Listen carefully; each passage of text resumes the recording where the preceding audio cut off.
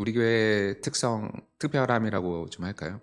그 성탄절 예배를 안 드리고 저희는 이제 주일날 먼저 드리게 되는데, 어쨌든 전도도 해야 되고, 그래도 성탄 예배도 드려야 되기 때문에 이제 이런 방식을 좀 취하고 있는데요. 어찌 됐든 간에 우리는 매년 성탄절을 맞이합니다. 최근에 이제 건준우 청년이 일본 갔잖아요. 그래서 물어보니까 일본은 성탄절에 안 쉰대요. 휴일이 아니라 그러더라고요. 그래서 성탄절에 안 쉬는 나라도 있구나라는 것을 좀 보면서, 그래도 이 대한민국이 어쨌든 이 기독교의 바탕에 어쨌든 지도자가 세워졌었고, 그리고 이 휴일도 어쨌든 기독교 바탕이 깔려 있기 때문에 성탄절도 좀 쉬게 되는구나라는 생각을 하면서, 이 25일 날 쉬는 거에 쉬고 또 예배 드릴 수 있고 전도할 수 있는 게, 이게 또 우리나라가 가지고 있는 또 은혜다라는 생각을 좀 깨닫는 시간이기도 하였습니다. 아무튼 이렇게 성탄절을 보면은 그 느낌이 있잖아요. 성탄절의 느낌. 거리에는 이제 캐롤이 이제 흘러나오고, 이제 사람들은 어쨌든 연말이니까 또 사랑의 열매에서 이제 그것도 나와서 하고, 그러면서 분위기가 약간 따뜻한 연말스럽고, 그 다음에 행복한 분위기를 좀 연출하는 그 느낌들이 있어요. 새해를 맞이하기 전이라서 그런지 그런 느낌도 있어요. 그래서 이런 느낌 때문일까요? 성탄절의 그 이미지가 정작 무엇을 기념하는지 사람들이 점점 모르고 있다라는 생각을 들면서, 성탄절이 우리 예수 믿는 사람들만의 축제가 아니라 전 세계의 예수 믿지 않는 사람들도 이 성탄절의 참 의미를 알면 좋겠다라는 좀 생각을 하게 됩니다. 그래서 많은 사람들은 이 성탄절을 그냥 기억하기로, 예수 안 믿는 사람들의 기억으로 한 아기가 태어난 날로 기억할 수 있어요. 그리고 그 탄생을 그냥 기념하는 날 정도로 이야기를 하는데, 아기라는 존재가 보호받고 그 연약하고 작은 이미지를 가지고 있잖아요. 그래서 그러한 아기의 탄생일로 기억하는 사람들도 있는데, 그러나 성경은 결코 성탄절을 그냥 단순하게 아기의 탄생으로 기록하진 않는다는 거죠. 성탄절은 바로 아기가 아니라 왕이 오신 날이라는 사실을 좀 우리가 기억하셨습니다. 왕이라는 분은 바로 통치자로서 이 땅에 오셨다라는 것이에요. 그래서 오늘 우리가 함께 읽어본 이 미가서 5장 2절은요, 성탄의 이야기의 배경이기도 하지만 가장 핵심되는 예언의 본문이기도 합니다. 이 말씀은 예수님이 태어나기 한 700년 전에 예언된 말씀이긴 하지만 성탄의 의미를 너무 명확하게 우리에게 제시하고 있습니다. 그러면서 미가가 있던 이 당시 시대는요, 절망의 시대이긴 합니다. 왜냐하면 국가는 무너져 있고, 그 다음에 지도자들은 부패했던 상황이었고, 백성은 소망을 잃었던 상황에서, 그런데 그러한 시대 가운데 하나님께서 미가를 통해서 예언하시면서 한 장소를 지목하시고, 그리고 그 장소에서 왕이 나실 거다라는 하나님의 특별한 메시지가 선포되어져 있기 때문에, 소망 없는 나라에서 하나님의 이 통치자의 선포는 이스라엘 백성들에게는 어마어마한 위로의 말씀이기도 할 것입니다. 그래서 오늘 이 성탄절에 관련돼서 미가의 본문을 보면서 우리가 이 성탄절을 그냥 단순하게 감동 있고 약간 따뜻한 날이 아니라 정말로 경배의 날이자 통치자께서 이 땅에 오신 날로서 우리가 무릎 꿇고 경배하는 날로 우리가 다시 한번 기억했으면 좋겠습니다. 그래서 2절을 이제 제가 세 가지 정도로 좀 나눠서 설명을 드릴 텐데, 먼저 보면은 베들레헴 에브라다야 너는 유다 족속 중에 작을지라도라고 성경이 말씀합니다. 미가서는 예언서라고 제가 말씀드렸습니다. 당시 시대적 상황은 정말로 이 예언서이기 때문에, 특히 예언서의 특징은 이 경고, 너희가 이렇게 하지 않으면 너희가 멸망할 거다라는 메시지가 담겨 있습니다. 이 경고의 말씀이 포함되어 있지만, 그러나 하나님께서 예언하시는 궁극적인 목적은 그 나라를 망하게 하는 데 목적이 있지 아니하고 그 나라를 다시 회복시키는 그런 목적을 가지고 있어요. 그래서 하나님께서 이 말씀을 선포하셨을 때 그 배경 가운데는 나라가 경고가 될 수는 있겠지만, 그러나 그 궁극적인 목적은 어떻게 하나님께서 회복시키실지에 대한 메시지가 담겨 있다는 거죠. 그래서 가까이에는 이스라엘 백성들이 회복되는, 이스라엘이라는 그 나라가 회복되는 것이겠지만, 궁극적으로는, 구속사적으로는 하나님의 나라가 어떻게 회복될 것인가에 대해서 선포하는 본문이라는 것이에요. 그래서 먼저 베들레헴 에브라다야 너는 유다 족속 중에 작을지라도라고 이 말씀하시는데, 이 베들레헴이라는 지역에 대한 이해가 우리가 필요합니다.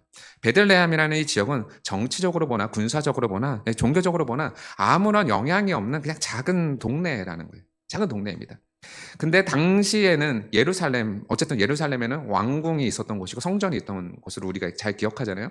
왜냐하면 다윗이 예루살렘에서 통치했기 때문에 그렇고 성전도 솔로몬이 그곳에다 지었기 때문에 사실 우리가 이 중심 도시라고 하면, 중심 도시라고 하면 대한민국 서울이잖아요. 그 이스라엘의 입장에서는 이 예루살렘이 중심 도시란 말이에요. 그러니까 하나님께서 예언하실 때 왕이 태어난다라고 예언하셨을 때 차라리 예루살렘이라는 그 지역에서 태어난다라고 하면 사람들이 좀 더 합리적으로 왕이 정말 태어나겠구나라고 좀 신뢰할 수 있을 거라는 생각이 듭니다. 그런데 희한하게 오늘 성경 말씀은 베들레헴 에브라다야 너는 유다 족속 중에 가장 작을지라도, 그러니까 유다 족속에 있는 그 베들레헴인데 근데 그 유다 족속 안에서도 가장 작은 동네라는 거죠. 그러니까 보잘것없는 동네에 왕이 태어나게 하신 이유가 있을 거라는 겁니다. 이유가.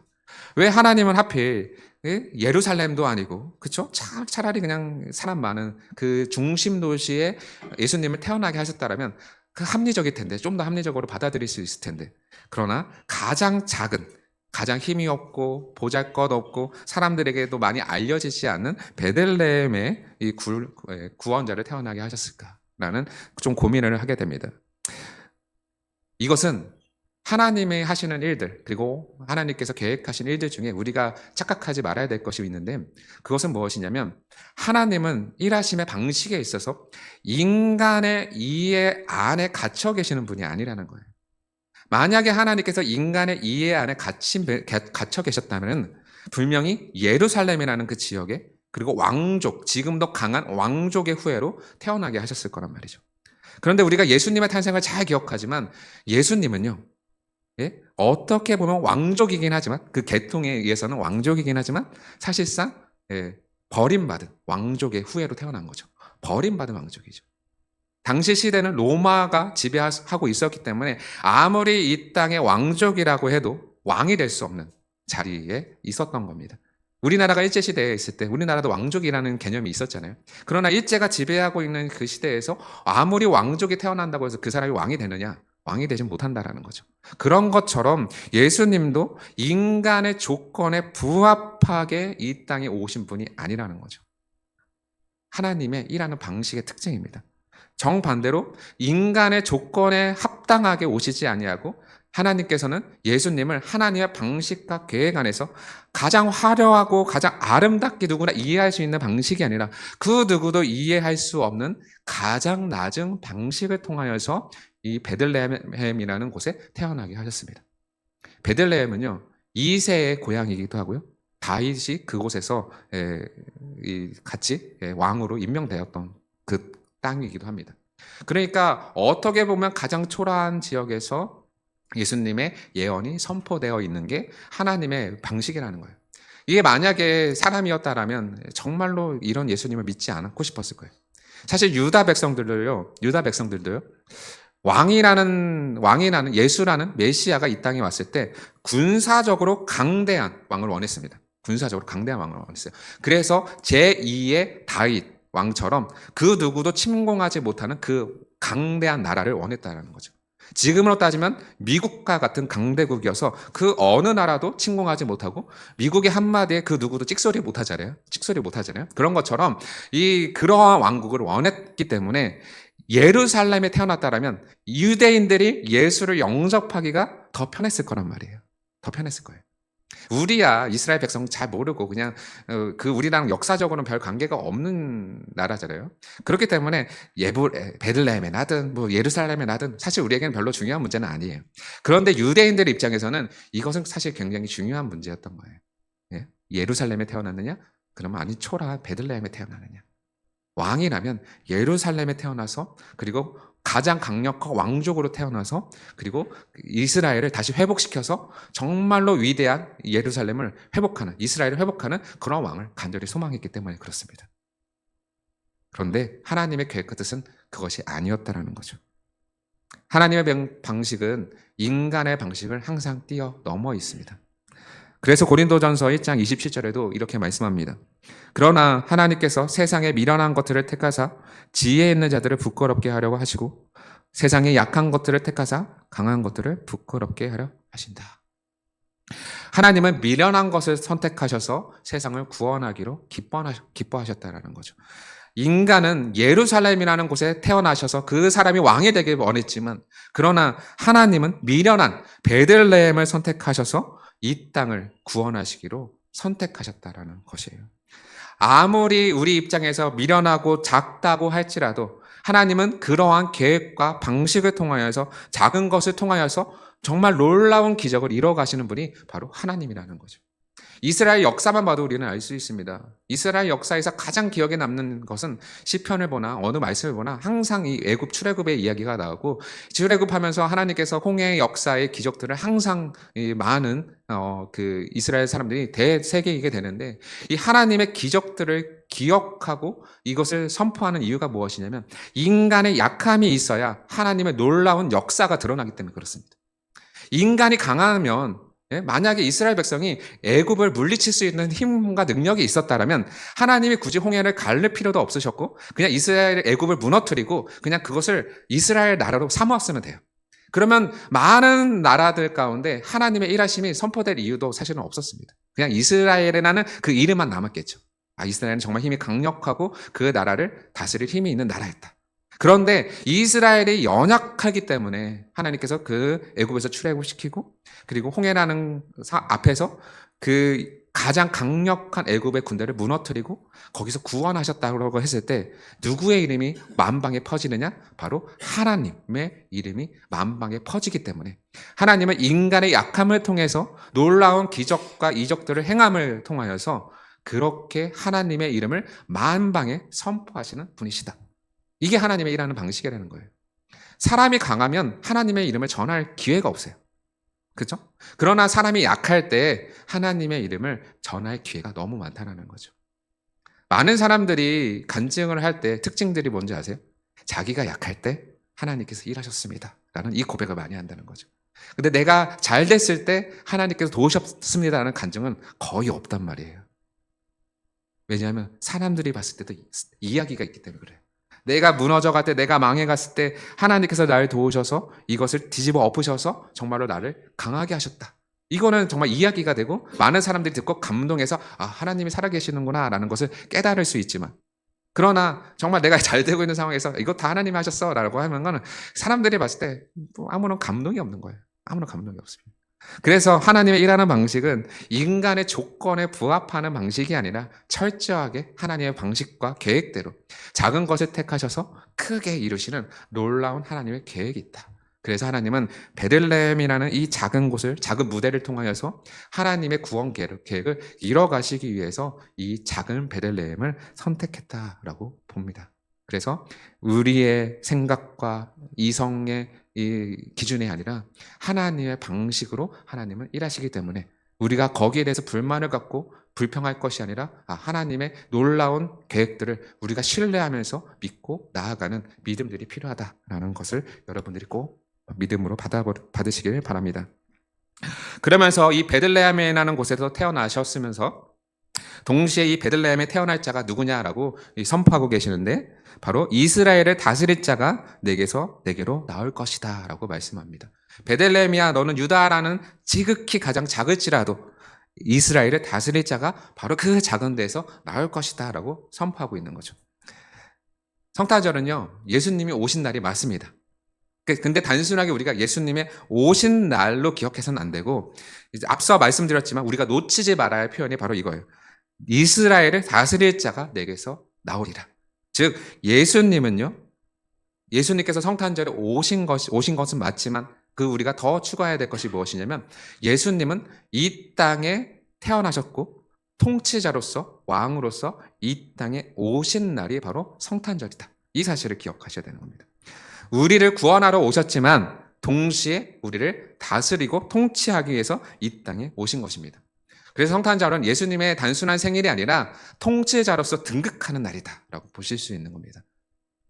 요즘 미국에서부터 시작됐어요. 그리고 한국에도 노원역의 롯데백화점만 가도 제 기억상 과거에는 분명히 메리 크리스마스였거든요, 메인 화면이. 근데 지금 보니까 뭐라고 써 있는지 아세요? 그 해피 할리데이라고 써 있거든요. 바뀌었어요. 이 문화가 바뀌었는데, 그래서 이 해피 할리데이를 왜 썼나라고 제가 열심히 검색해 본 결과 이렇습니다. 이것은 메리 크리스마스라고 하면 기독교적 색깔이 확실하게 딱 드러나잖아요. 그렇다면 드러나기 때문에 이 성탄절에 다른 종교들이 차별받는다라고 생각하는 거예요. 그래서 종교적 다양성을 좀 존중하면서 차별을 없애자는 취지로 메리 크리스마스라는 인사 대신에 해피 할리데이라는 이 단어를 쓰기 시작했다는 거예요. 이해되세요? 저는 이게 이해가 안 되거든요. 문화가 이렇게 흐르고 있다라는 거예요. 예수님의 왕으로 이 땅을 통치자로 이 땅에 태어나신 날이 성탄절인데 어느 날 순간부터 이 예수님을 경배하는 날이 아니라 갑자기 행복한 거룩한 날? 행복한 거룩한 날? 이게 이해가 안 되는 거예요. 왜 갑자기 예수님을 경배하는 날에서 왜 사람들의 이 종교적 색깔 때문에 차별을 없애자고 그 다른 종교를 존중하자는 의미로 왜 우리가 이 메리 크리스마스라는 단어를 안 쓰고 해피 할리데이라는 단어를 써야 되느냐? 이해할 수 없다라는 거죠. 성탄절은요, 단순하게 쉬는 날이 아니고 다른 종교를 배려하는 날이 아니라 예수님의 태어나심, 왕으로 오신 날을 선포하는 날이 성탄절이라는 거죠. 그렇기 때문에 우리가 이 인사말을 양보할 이유가 없어요. 양보할 이유가 없어요. 그래서 당연히 우리는 메리 크리스마스라고 인사해야 됩니다. 메리 크리스마스. 크리스마스와 크리스토, 예수 그리스도와 마스, 미사라는 단어가 합성어가 돼서 크리스마스라는 단어잖아요. 예수님을 예배하는 날, 예수님께 경배하는 날이 크리스마스라는 거죠. 그러니까 왕으로 오신 그분께 우리가 예배한다라는 의미에서 경배한다는 의미에서 메리 크리스마스라는 단어를 쓰는 게 옳다라는 거예요. 문화가 그렇게 다른 종교를 존중하자고 해도 우리는 메리 크리스마스를 외칠 수 있어야 되는 거예요. 마태복음 2장 2절에도 이렇게 말씀합니다. 유대인의 왕으로 나신 이가 어디 계시냐? 우리가 동방에서 그의 별을 보고 그에게 경배하러 왔노라. 아멘. 동방 박사가 별을 보고 왕에게 경배하러 왔다라고 선언합니다. 그러니까 동방 박사들도요, 예수님의 탄생을 보고 왕에게 경배하러 온 것이지 그냥 축하하러 온 게 아니라는 거예요. 그러니까 예수님의 태어나신 날을 축하하는 게 아니라 그 많은 종교들에게 인정받는 날이 아니라 우리는 꼭 기억해야 할 이 메시지. 아, 예수님을 경배하는 날이구나. 이 날은 왕으로 오신 주님을 우리가 예배하는 날이구나. 이것을 우리가 꼭 기억해야 하는 것입니다. 그래서 크리스마스의 참된 날은 예수님의 날이자 예수님께 예배하고 경배하는 날임을 우리가 다시 한번 이 나라의 그리고 회복을 외쳐야 하는 날임을 분명합니다. 그래서 여러분들이 이 크리스마스 때 의도적으로라도 메리 크리스마스 주님을 경배합시다라고 우리가 외치는 그런 성도가 되기를 간절히 소망합니다.